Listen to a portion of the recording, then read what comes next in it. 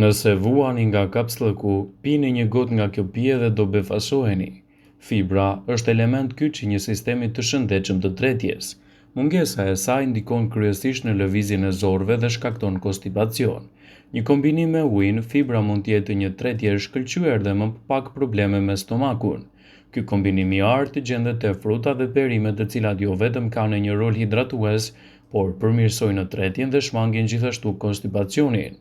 Një mënyrë është edhe përdorimi i lëngut të kumullës. Lëngu i kumullës është efikas kundër konstipacionit.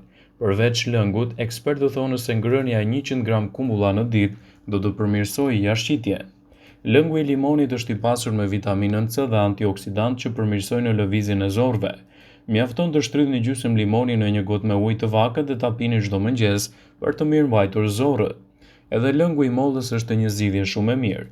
Një mollë mesatare ofron fiber dhe sheqer, të cilat janë element kryesor në lehtësimin e jashtëqitjes.